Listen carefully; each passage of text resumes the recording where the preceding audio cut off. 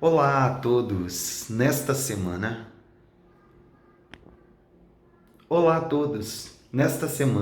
uma competência que tem tido muita nota 200 de um grande grupo de vocês.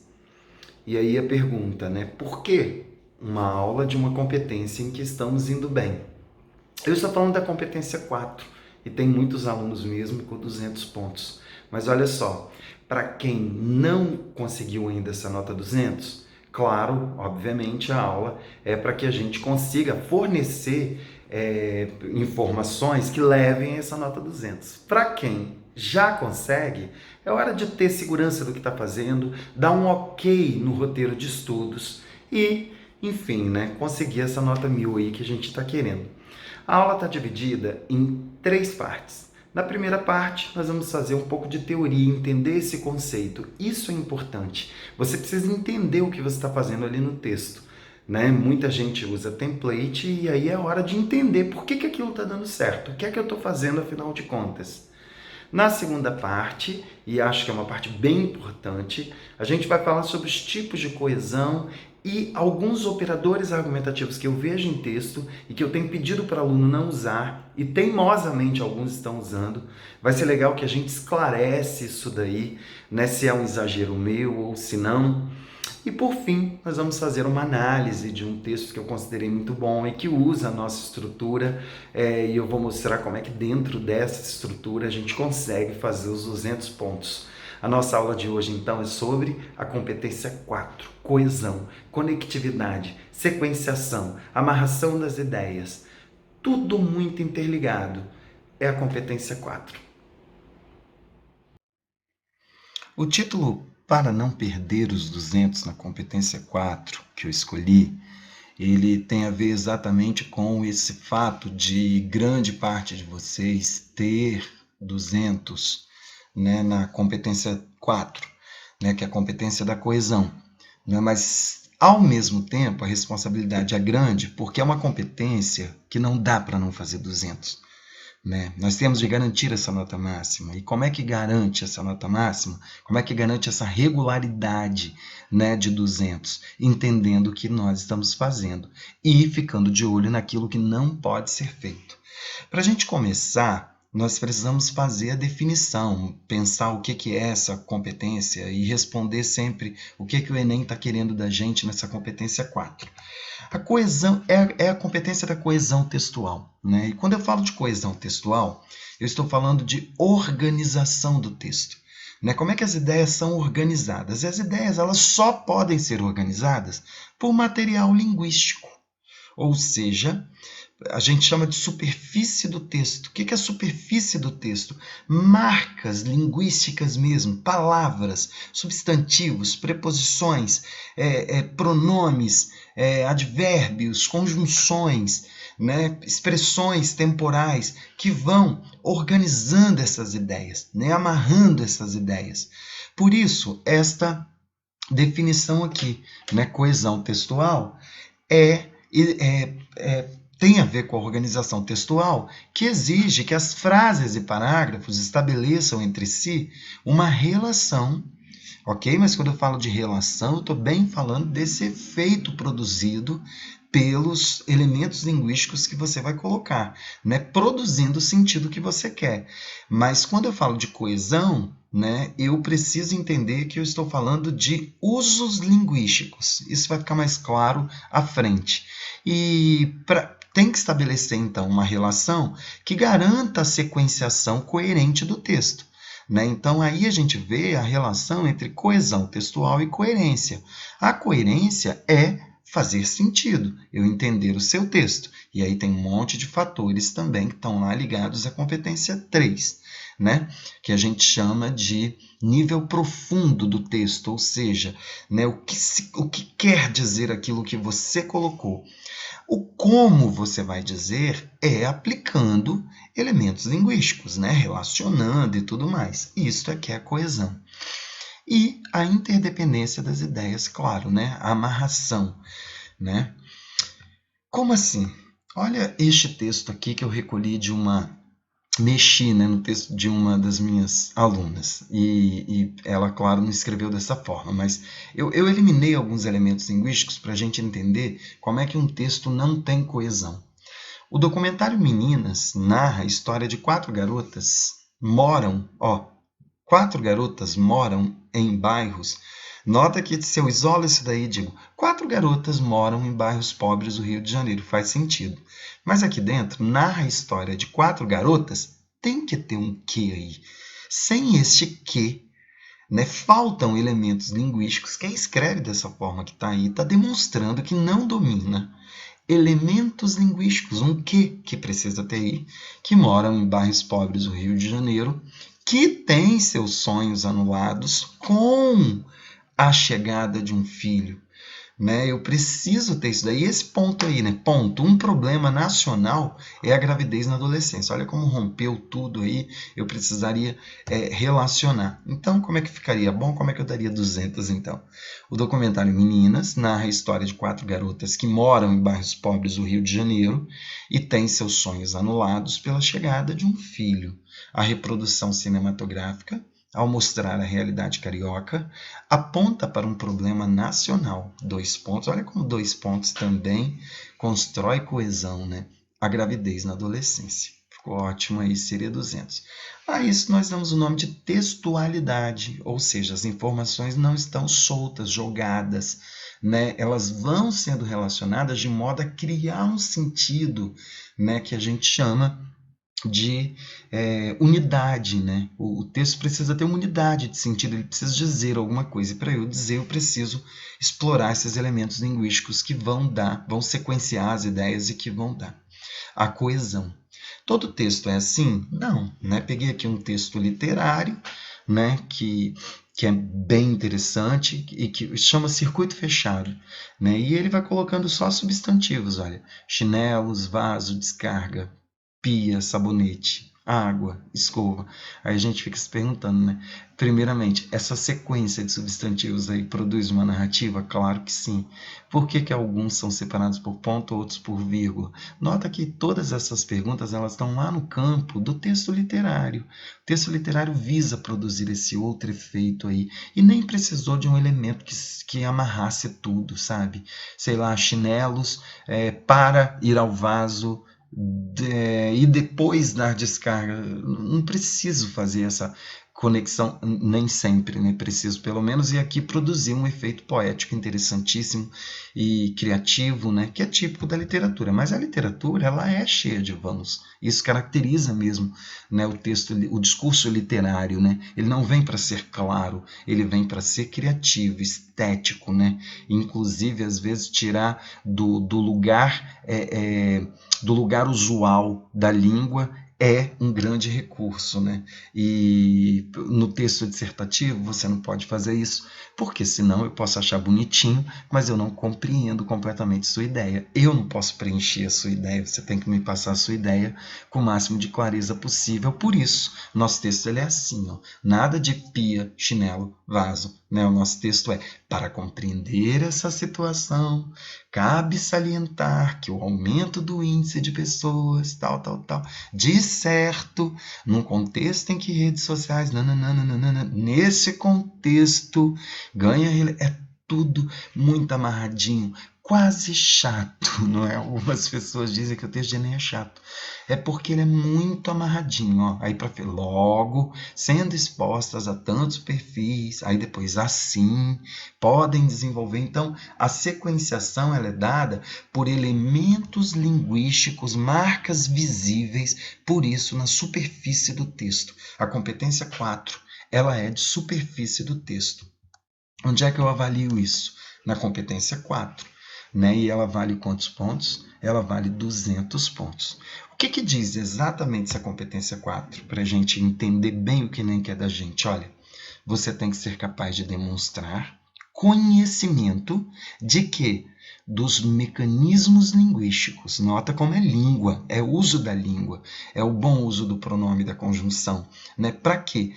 para que a argumentação seja construída. Você não vai conseguir, no gênero dissertativo, no gênero, né, dissertação argumentativa, ou texto dissertativo argumentativo, construir sua argumentação, né, por lacunas, por vãos, né, algo do tipo: há desigualdade no país, as pessoas não acessam profissionais de saúde, faltam informações, elas se alimentam mal. Isso não é válido para nós. Você precisa construir com marcas claras esse raciocínio. Então tem que ser, né, já que há desigualdade social no Brasil, né, parte da população não tem acesso às informações porque não são orientadas por profissionais que cobram por isso, enfim, ok? Não há um serviço gratuito, e aí você vai, né, organizando aí as suas informações. Que eu devo evitar? Né? Frases fragmentadas. Isso daqui é super difícil e a gente costuma tratar essa questão de frases fragmentadas, aquela que começa e que não termina, ou quando eu leio eu percebo que não está íntegra. Né? A integridade da frase ela está comprometida porque começa e termina. Deixa eu dar um exemplo para quem, né, está precisando entender o que são essas frases fragmentadas. Tem aluno que abre uma oração adjetiva, por exemplo, e esquece que precisa completar a principal. É algo quando eu digo assim, ó, isso acontece devido a diversos problemas. Por exemplo, os jovens que nananana, ponto. Sabe? E às vezes precisava ser, né? Os jovens que nananana, decidem fazer não sei o que, não sei o que. Esse decidem fazer, se eu não coloco, a frase ela está incompleta, portanto fragmentada, eu só tenho um fragmento dela, e isso compromete, às vezes, a estrutura lógico, ou seja, o que eu espero dela, né? Gramatical, porque vai faltar lá um pedaço da oração principal. É uma competência bem técnica, estão vendo? Pergunta: Joelson, eu preciso dominar todos esses nomes e saber classificar todos os tipos de orações e tal? Eu acho que quando a gente tem dúvida, você tem duas. Quando a gente escreve uma sentença, né, e fica em dúvida se ela está correta ou não, você tem duas saídas. Uma delas é, dominando a teoria, fazer uma análise do que você escreveu para verificar com segurança. E a outra é buscar substituir, de uma maneira ou de outra, algum tipo de conhecimento de estrutura, de estrutura, né, de frase, eu preciso ter. Se você, então, não domina completamente os tipos de orações e tal, caso você precise fazer uma análise, né, uma leitura, você domina essa estrutura, eu tenho certeza. Então, às vezes, uma leitura te faz perceber que está faltando, tá legal? Frases justapostas, né, de ideias sem encaixamento sintático, né, que é típico da oralidade. Por exemplo, é muito comum isso no comecinho do ensino médio, né? Os meninos vêm muito do ensino fundamental com estruturas do tipo assim: há muita desigualdade social no Brasil, vírgula, as pessoas não acessam determinados serviços. Gente, essa vírgula aí, ela não faz coesão. Eu precisaria aí de um elemento, né, linguístico que garanta aí essa sequenciação, né? Há uma grande desigualdade no Brasil, vírgula, legando muitas pessoas ou impedindo que muitas pessoas tenham acesso ao usei o gerúndio, tá vendo? Vocês veem como é elemento linguístico mesmo? A ponto de impedir, ó, de modo que impeça. Essas estruturas todas, elas estão ligadas ao uso de elementos formais, né, no texto, ok? As frases com apenas oração subordinada sem a principal. Isso daqui acontece muito no gerúndio, eu vou dar um exemplo lá na frente. Às vezes vocês colocam ponto, sobretudo no fim do parágrafo, né, e diz ponto, acarretando tal, ponto. Nota que eu tenho aí a subordinada, mas eu não podia ter pausado aí. Se alguém tem esse tipo de problema, né, deve procurar os professores, porque é um tipo de problema que às vezes o aluno não vê sozinho, tá bom?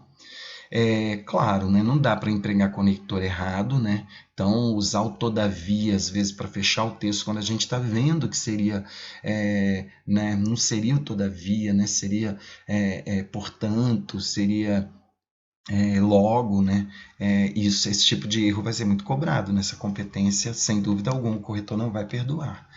E os pronomes relativos sem a preposição, quando obrigatória, né, segundo Bourdieu, vírgula, segundo o qual, né, no processo de socialização, porque segundo o qual? Porque segundo Bourdieu, né, se coloca, isso se coaduna com o pensamento de Bourdieu, o qual no processo de socialização, o qual no processo de socialização não está dando certo, porque o qual é igual a ele, né? Aí ficaria ele no processo de... Não funciona, né? Agora, segundo o qual, segundo ele, aí daria certíssimo, né? Então, muita atenção a isso. E claro, repetição não é perdoada em vestibular algum, em concurso algum que tenha prova de redação, ou quando eu vou substituir dá tudo errado, ou fica impreciso, eu não sei a quem você está se referindo, né? Isso tudo, claro, vai ser muito cobrado nessa competência. Na hora da avaliação, são 40 pontos, né, como vocês já estão acostumados, e para eu ter 200 eu preciso articular bem e apresentar também um repertório diversificado. Por isso que eu peço uma grande dica sobre competência 4, que eu gosto de dar, para variar esse repertório, vai marcando, por exemplo, operadores argumentativos ligados à causa, né? São muitos. Né? E a gente usa muito no texto, porque no texto dissertativo a gente constrói uma teia de causa e consequência, uma coisa vai levando a outra. E aí, minha sugestão, o visto que é sempre usado no primeiro parágrafo, quando eu vou fazer lá a articulação entre ponto de partida e tema, né? Tal coisa no Brasil, visto que muitos jovens apresentam nananana. Aí, uma vez que eu deixo para o segundo parágrafo, né? O terceiro parágrafo, entenderam? Eu gosto de o devido a. É outro exemplo. Eu, sei lá, faria no terceiro. Eu gosto. Eu acho que se você parar meia horinha numa tarde, olhar para os seus textos e dar uma organizadinha nesses recursos, verifica se está repetindo, né? Tudo bem?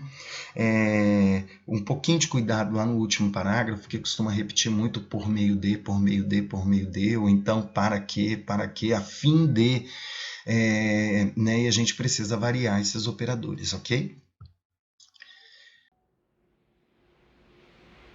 Entendida essa teoria, vamos agora olhar na prática, né? Que tipos de coesão que existem? Né? Posso começar meu segundo parágrafo, por exemplo, por primeiramente, a priori, a princípio, não é? Por que eu brigo com vocês quando vocês usam esse tipo de operador? Né? Vamos tirar todas essas dúvidas, né? E ficar seguros com os operadores argumentativos que nós estamos usando, tanto na coesão entre parágrafos, como dentro ali dos parágrafos também. Nesta segunda parte, nós vamos agora trabalhar de um modo um pouco mais prático, né? Como o Enem orienta que a gente possa conseguir essa nota 200? Você tem que entender que nós temos dois processos importantíssimos de coesão. O primeiro deles é o que a gente chama de coesão referencial. É aquela que retoma alguma coisa que já foi dita, né? O exemplo mais prototípico é o ele, né? Quando você fala, né? O presidente determinou tal coisa, ponto. Ele afirmou, ele só pode ser o presidente. Você aí está conseguindo dar uma sequenciação para suas ideias, retomando um termo anterior. E se eu retomo um termo anterior, quer dizer que eu estou continuando a falar da mesma coisa. A coesão referencial ela tem a ver, então, com a própria manutenção temática. Eu continuo falando da mesma coisa ao utilizar elementos de coesão referencial. Né? São os pronomes, os advérbios, por exemplo, quando eu digo, né? No Brasil, nananana, aqui só pode ser no Brasil. Né? Quando eu digo os dois, ao numeral, os dois, eu falei quem são os dois anteriormente. Expressões nominais vocês usam muito quando vocês, por exemplo, dizem assim, tal cenário, né? Tal cenário, isso daí já foi dito anteriormente, que cenário é este, com toda certeza. Com relação à coesão sequencial, como o nome já diz, o uso, né, de mecanismos linguísticos que vão garantir a sequência. Isso quer dizer que eles vão relacionando partes. é a cara da conjunção, expressões adverbiais, preposições. Chamamos isso de operadores argumentativos, né? Vou dar um exemplo. Quando você está escrevendo, né? Isso deve ser feito pelo Estado, visto que... Esse visto que está fazendo o quê, né? Está sequenciando as ideias e relacionando por uma relação lógica, né? Enquanto a coesão referencial está sempre voltado para trás, amarrando com o que passou, né, como o exemplo do ele que eu dei, ou quando você diz esse cenário, você está retomando algo que foi dito. A coesão sequencial é quando você diz isso pode ser feito por meio de uma expressão que vai indicar que o que vem na frente, né, é o meio pelo qual a primeira ideia vai acontecer. Então, visto que é causa, né, por meio de meio, modo, quando, né, é tempo, todavia, é oposição, como vocês sabem. Enquanto a coesão referencial tem a ver com manutenção temática, a coesão sequencial tem a ver com progressão temática. Por quê? Porque progride, né? Ele leva o tema para uma área que ainda não foi, né? Por exemplo, quando você, né, está escrevendo ademais, você vai somar uma nova ideia. Você vai somar, você está sequenciando pela soma, relacionando. Aqui, na coesão sequencial tem a ver com lógica. Na coesão referencial tem a ver com trazer de volta. Então, manutenção temática aqui em cima e progressão temática aqui embaixo. Bom, aqui tem os tipos de coesão. Como eu disse, é uma competência muito técnica. Em outro momento, eu posso passar um por um, né? Esta aula é a nossa primeira aula de competência 4, não é? Mas isso daqui é importantíssimo, inclusive para a prova de linguagens, né? E aí nós temos, olha, a coesão referencial 1 e a coesão sequencial 2. Na coesão referencial, eu posso fazer por usos de formas gramaticais, que é a chamada coesão gramatical, né? Que ela é feita por pronomes, né? por artigos definidos ou indefinidos, por exemplo. Aqui na dissertação a gente pouco faz, tá? Isso daqui, de artigo definido e indefinido. Mas na narrativa, por exemplo, quando você abre a narrativa dizendo uma mulher fez, nananana. De repente, a mulher, esse jogo uma mulher, a mulher faz o quê, né? Faz com que, ao definir, por isso definitivação nome, eu consiga me referir a algo que já passou. Lembrando que eu estou aí na coesão referencial, ok? Mas a gente não faz, a gente faz muito o uso de pronomes, verbos e advérbios. Elipse a gente também faz, quando a gente não põe o sujeito, mas eu consigo recuperar anteriormente. Né? E os numerais também a gente faz menos, tá? Às vezes só quando você diz assim... todas as duas são importantes, aí você falou anteriormente de duas causas, né? Mas, enfim, o mais utilizado aqui está nesse 1.1, pronomes, ok? E você também usa muito sinônimo, né? Ou hiperônimo e hipônimo, né? Hiperônimo e hipônimo é aquela relação em que as palavras podem ter um sentido um pouco mais amplo, tipo maçã e fruta. Né? Se eu digo a frase, né, comprei maçã, mas ao chegar em casa verifiquei que a fruta estava estragada, a fruta só pode se referir à maçã. Né? Então, hipônimo é a maçã e hiperônimo é fruta, um sentido mais amplo. O uso de hiperônimo, olha a dica de Joelson agora, hein? O uso dos hiperônimos é mais poderoso na substituição de palavras repetidas do que sinônimos. Então, se você já falou de idosos e não tem sinônimo para idosos, esses sujeitos, né? Esses cidadãos, as pessoas nessa faixa etária. Então, a gente consegue, por hiperônimo, fazer muito mais repetições, ok?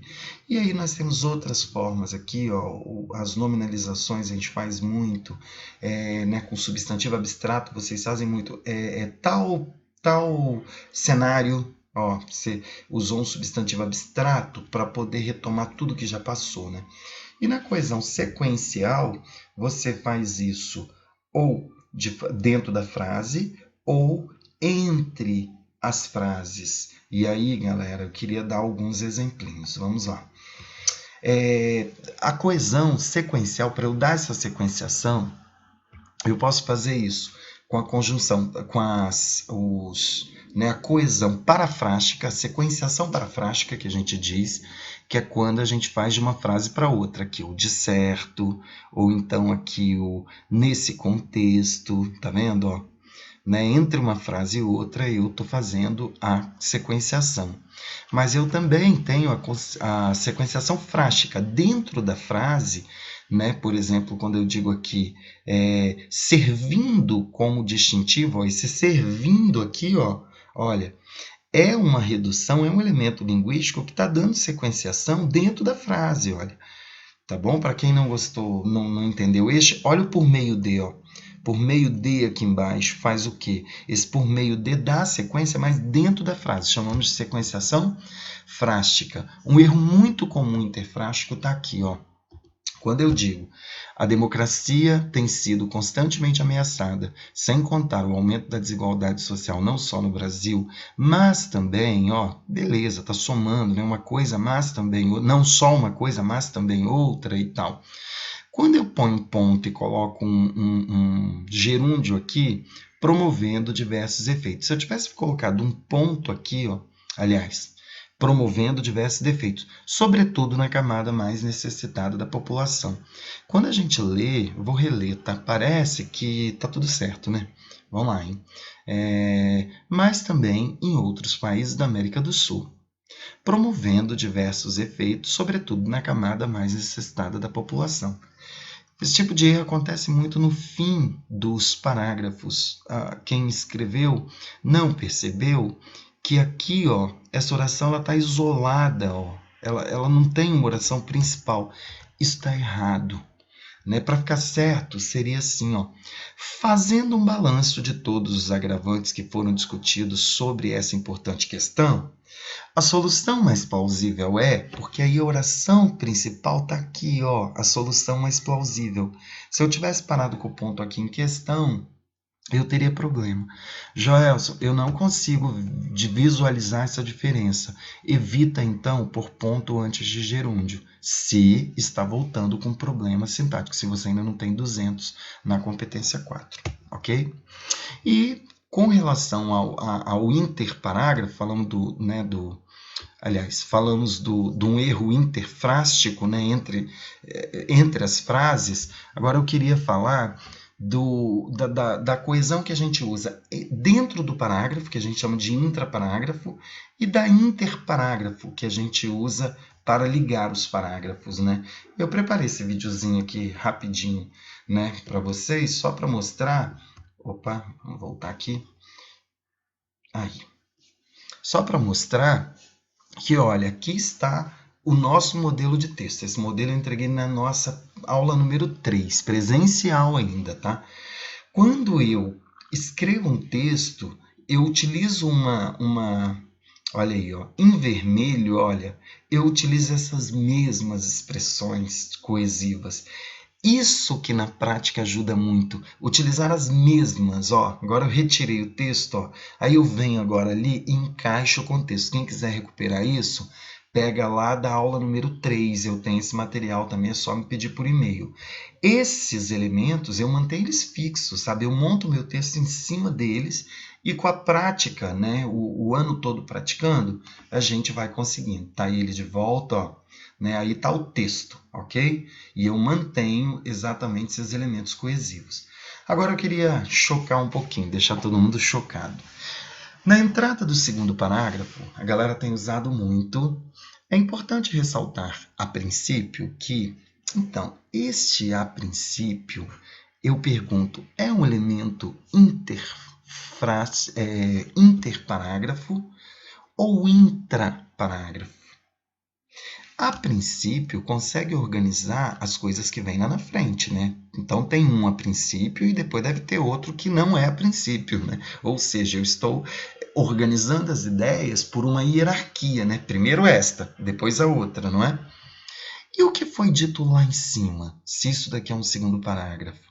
Eu posso dizer, então, que este elemento ele é um elemento que está mais ligado, na verdade, à organização deste segundo parágrafo, mas ele não é um elemento interparágrafo. Então, ele é errado? Não é errado, mas no Enem ele não é considerado um elemento interparágrafo.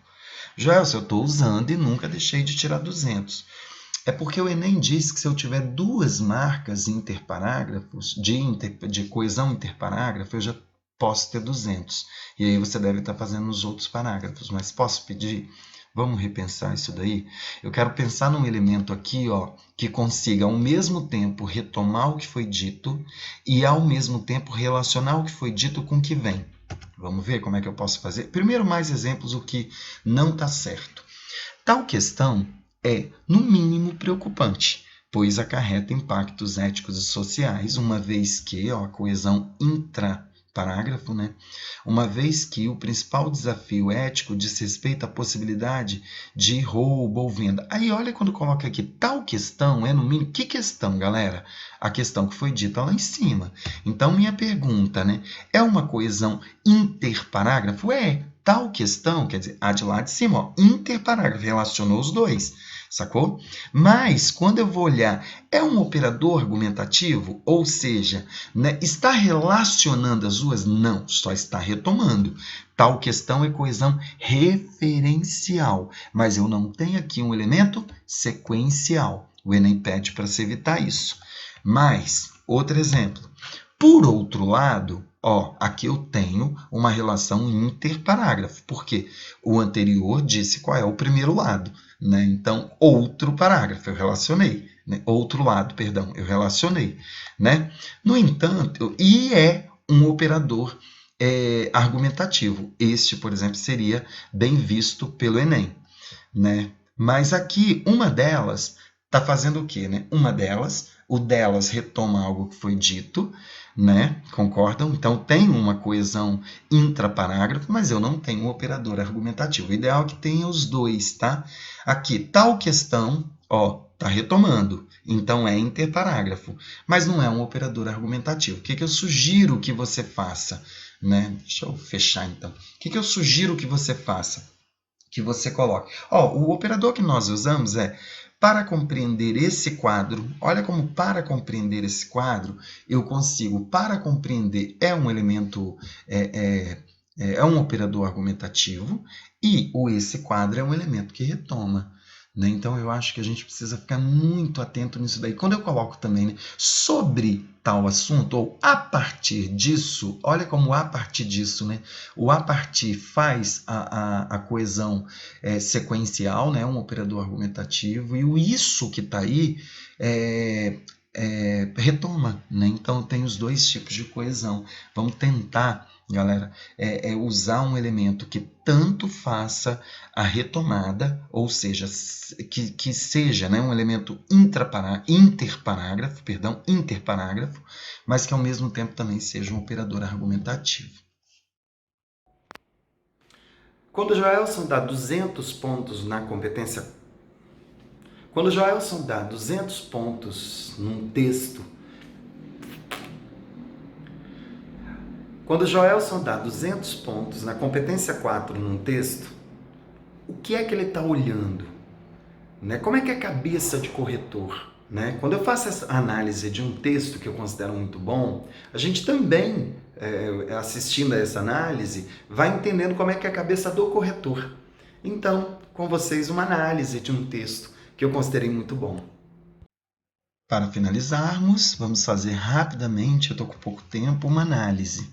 Né? Este foi um texto que eu dei 960, então 200 na competência 4, ok? E ele diz assim, que teu alimento seja teu remédio, que teu remédio seja teu alimento. A frase já é um elemento que retoma. Do inegável contribuidor da medicina grego Hipócrates, ressalta a importância da alimentação para a determinação, olha, né? Um elemento aqui dentro, ó, né? Dentro da frase, né? É um elemento frástico, né? para guia de finalidade, para a determinação de uma boa saúde física e mental. Suas orientações, retomou, não tem sido, no entanto, opôs isso ao que vai ser dito, seguidas integralmente pelos brasileiros, visto que, em virtude dos fatores socioeconômicos dos estímulos consumistas, que eu tenho outra expressão, em virtude de, a alimentação dos sujeitos ocorre de maneira negligente e perigosa. A partir disso do que foi dito, olha que bonito, ok? Aqui eu tenho muitos elementos coesivos, tanto que retomam, exemplo, suas orientações, como que relacionam, em virtude de, então sequenciação e retomada estão sendo feitos. Até agora 200, hein? Segundo parágrafo diz assim: para compreender esse cenário retoma. O para compreender sequencia. Logo, eu tenho aqui um bom elemento de coesão, né? Aqui dentro vai ter o de certo, olha, né, que eu gosto muito. Galera, regra, né, para o Enem. Botou ponto conectivo. Ponto conectivo, isso é lei, tá? No Enem. Aqui nesse contexto, olha que legal, e depois dessa forma, tá? Tudo amarradinho. O terceiro parágrafo, ainda nessa linha de raciocínio, ou nessa linha, outro ponto, isso aqui tá fantástico, nessa linha faz o que? Retoma, né? E o outro ponto que impede relaciona também, né? Um ponto, outro ponto, impede, que vai somar, né? Que o brasileiro, de se alimentar melhor, está na motivação para se consumir produtos industrializados. Isso significa, olha, retomada, ok? Aí depois essa reflexão também, olha a soma do também e essa reflexão que retoma. Tá muito rico isso daqui. Assim, olha como aponta aí para um fechamento de uma ideia, né? Via de regra, no segundo parágrafo você pode fechar com dessa forma e no terceiro com assim. Fica muito bom. E o quarto parágrafo, diante de tal conjuntura, olha como tal conjuntura retoma, torna-se importante que medidas sejam tomadas. Para isso, olha que fantástico, olha, para tanto é isso aqui, é o anterior. E o para que se consiga isso daí, está voltado para cá, para frente, porque é a finalidade, né? Tem que fazer, é imprescindível fazer isso aqui para que se consiga, né, que medidas sejam tomadas. Isso é muito bonito. Olha, o a fim de é muito bonito, por meio de, são tudo expressões expressões coesivas, né, importantes. Ademais, que vai somar, né? Por intermédio de, para não repetir o por meio de, olha que fantástico o uso. Com o intuito, tá? Ficou juntinho aqui, mas com o intuito de, com o intuito de, para não repetir o para que ou a fim de que. Fantástico, tá? E aqui com essas medidas, olha, volta aqui, medida, repetiu medida aqui, mas o corretor não viria, tenho certeza. E este é um texto, então, que inegavelmente merece 200 na competência 4. Parabéns para o produtor.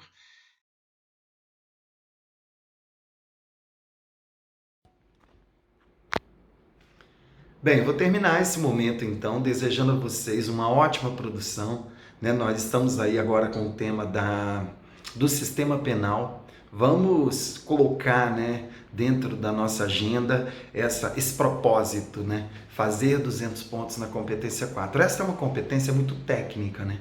E eu gostaria muito, mas não é difícil de fazer os 200 pontos nela. Só seguir as orientações que a gente passou e qualquer dúvida você sabe. Só me procurar. Tchau, tchau.